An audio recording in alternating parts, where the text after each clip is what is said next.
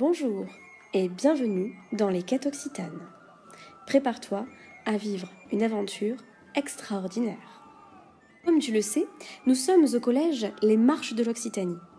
Eh bien, sache que nous allons découvrir ce qu'était au Moyen-Âge cette belle langue d'oc, sa gastronomie et toutes ses belles fêtes. Tu vas pouvoir relever des défis médiévaux, mais aussi des défis numériques. En fonction des défis que tu mèneras et que tu auras réalisés, tu pourras obtenir des badges. Pour obtenir ces badges et mener ces quêtes en Occitanie, tu vas devoir aider un personnage un petit peu particulier. Écoute bien son histoire. Oyez, oyez, Jean de Pluvigné est enfin de retour. Après 4 longues années d'absence, il revient enfin sur ses terres. En effet, il a longtemps erré pour aider Arnaud de Mareuil, qui a ramené la noble dépouille de Geoffrey Rudel, prince de Blaye, mort dans les bras de sa dame, Audierne de Tripoli. Mais lorsqu'il rentre, comme le village a changé, et les gens aussi. Enfin installé dans ce logis devenu maintenant trop grand pour sa solitude, les souvenirs de ses jeunes années lui reviennent. Bien que noble, Jean de Pluvigné s'essaye dans l'art musical en qualité de ménestrel et aime faire danser lors des fêtes printanières gens du village et voyageurs. Il s'essaye aussi à des démonstrations d'adresse et d'agilité et il devient jongleur. À la même époque, ayant amassé moult argent grâce à ses talents reconnus et recherchés, il fait appel à une célèbre confrérie de bâtisseurs afin d'ériger sa noble demeure. Apprenti, compagnon, architecte, sous l'autorité d'un maître de chantier, s'affaire.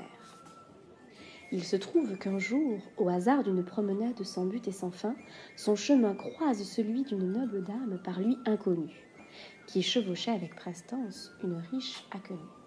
Leurs regards se croisèrent.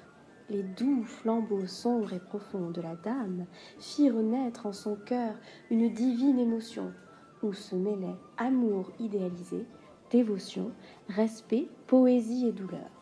Qui était cette femme qu'il appela en secret sa dame de Piégut? On lui dit qu'elle était bonne et bienveillante, d'une magnifique intelligence d'esprit et de cœur, et on lui raconta quelques-uns de ses faits.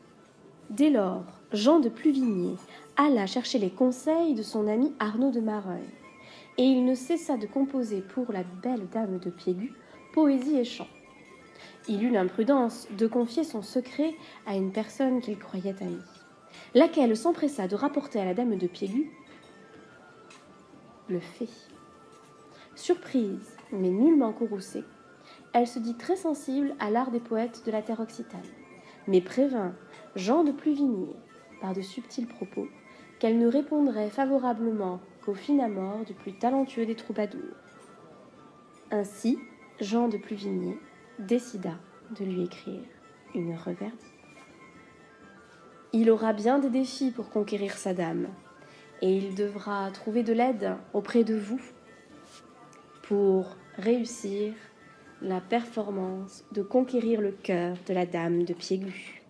À toi de jouer maintenant et d'aider Jean de Pluvigné.